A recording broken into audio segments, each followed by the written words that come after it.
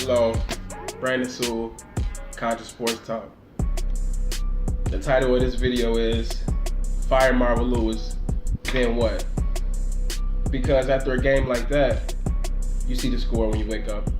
If you didn't watch the game, seen the highlights, 28-14. Ah, damn, the Bengals lost, but 2 touchdowns, it ain't too bad. Nah. In my eyes, what I saw, it wasn't a 2 touchdown loss. The Bengals lost 28-0. I feel like it was a certain time before halftime the Bengals had a chance to score or get a field goal.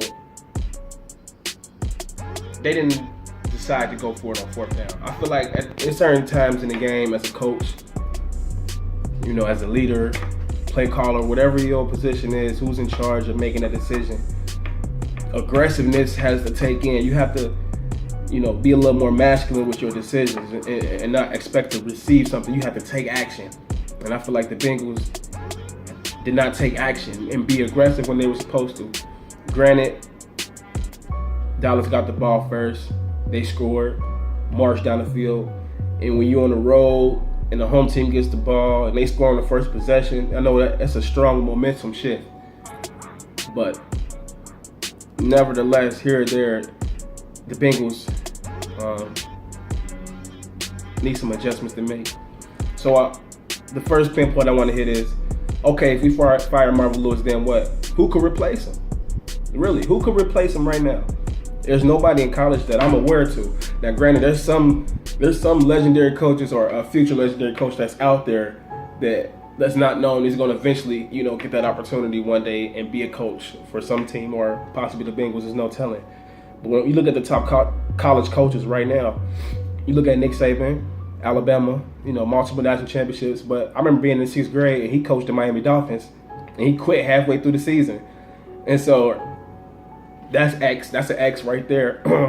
Urban Meyer, great college coach. But what he does in college would have transitioned to the NFL, his style of coaching. There's no telling. Even Zeke got mad at him one game and whatever, but, you know, Brian Kelly from Notre Dame, he's a, you know, solid coach, but he's not doing well at Notre Dame.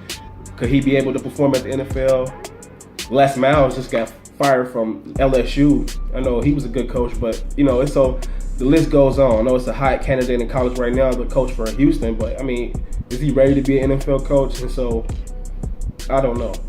Who's out there in the NFL? I really don't know, to be honest. So, they're going to have to finish this year out, but if they don't do anything in the playoffs, they might have to start looking. Also, free agents that walked away or that we allowed to walk away.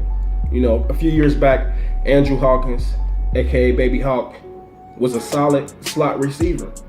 And that dynamic factor in the inside when we had AJ and Marvin on the outside, you know, as well as Gresham or Eifert at tight end, you know, that was a solid, you know, inside threat. He was able to bust moves, you know, he's real elusive, and we let him go. I feel like we should have took that step to, you know, give him that money. We let him go to Cleveland. Now, granted, he's been injured, but it's no telling what the scenario would have, how it would have played out if he was in Cincinnati.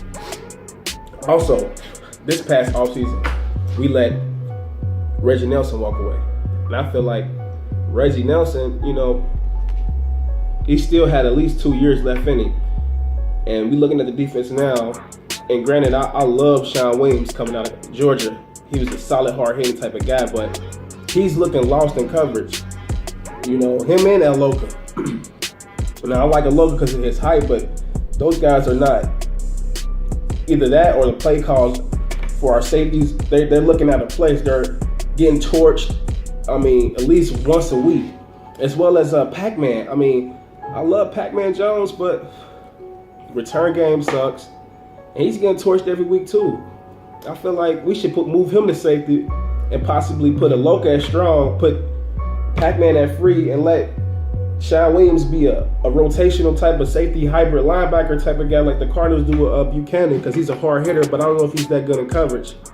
But also, I mean, just the fact that we let Sanu go and Marvin Jones, I understand that Marvin Jones turned down our contract because he wanted to go be a star receiver.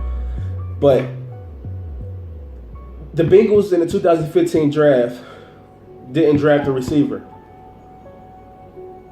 I think, okay, maybe they might have took Mario Alford in the 7th round, or something like that, waited to the 7th round or whatever, but still though, I mean, it was too many players left in that draft. We took 2 offensive tackles in that draft with the first 2 picks. At the time, I was pissed, like, damn, we're going to waste our 2 picks on the offensive line, and we got a solid offensive line. Now, we let Andre Smith go.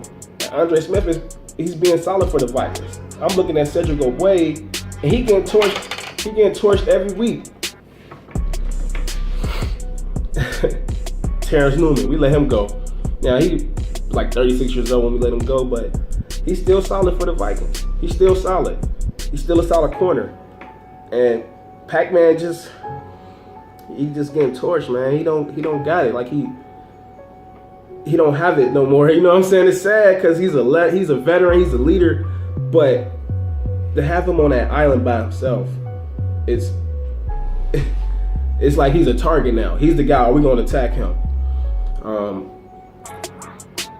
Certain draft picks, like I said, the 2 offensive tackles, Marcus Hunt, but the fact that we didn't draft the wide receiver last year, really pissed me off or even took a chance on Shane Ray, because I feel like Shane Ray was one of the best pass rushers in the league, and the fact that he got caught up with the weed charge or whatever, you would have think that, okay, the Bengals might take a chance on him. He go to Denver, and now Denver got Shane Ray, Von Miller, and DeMarcus Ware. So, it's sad, man. We could have drafted Devin Smith last year from O State, or Sammy Coates from Auburn, who I was already hip to before he started turning up for Pittsburgh. I already knew he was going to be good. Stephon Diggs, I already knew he was going to be good. He was a 5th-round pick for the Vikings. Now he's their starting receiver. I thought he would have been a good return man, as well as Jamison Crowder for the Redskins. Those are certain guys that the Bengals didn't even, attempt to draft. Not in my eyes, because they're not on our team. Andy Dalton. What about Andy Dalton? 5 straight playoff seasons, 5 straight playoff losses. Before Andy Dalton and A.J. Green were drafted to this team, the Bengals signed T.O. They already had Chad. They had just lost to the playoffs in the Jets the year before. They had just signed T.O. All right, we thinking the Bengals about to make a Super Bowl run. Didn't happen. They went like 4-12 that year. They draft A.J. Green. They draft Andy Dalton. I was hip to Andy. I seen them in the TCU. He beat Wisconsin in the Rose Bowl. I was like, all right, that's a solid little, decent little quarterback. First year we went to the playoffs. It was pretty good. Second year, okay. Third year, damn. Keep losing every year. And then, as time goes on, you start seeing that he got happy feet. He stands in the pocket and he runs too fast. He doesn't process the field the way he's supposed to. He's overthrowing guys. He consistently put A.J. Green in harm's way. When I see A.J. McCarron play last year, now granted, Eifert was out, and it was his first NFL action, but he looked solid. He stood in the pocket. He made plays. He threw the ball on the money to the receiver that was open. He even, potentially threw the game-winning touchdown that playoff before, the meltdown or what have you against the Steelers. I don't know. I mean, you can't just put A.J. McCarron in now. You can't just say F it and do that. So Andy Dalton, of course, is going to play the rest of the year. But eventually it's going to be time for a change. And the Bengals going to have to make the decision. Is Andy Dalton our guy? Is A.J. McCarron somebody we want to, use as our quarterback, or is we going to trade him? Because it's clear that we lack talent right now offensively. And it's because they assumed that they were going to keep Marvin Jones and Sanu. Both of them gone. The offense is looking it's lacking talent. It's sad, man. We need to stick to the run game, of course. Jeremy Hill, he must have been hurt because he wasn't playing at all yesterday. He got one run and he broke his chest or something. You know what I'm saying? So, our defense, we're not applying enough pressure. We're not getting Tyler Boyd involved. We need to make an effort to consistently get him involved, as well as A.J. Green.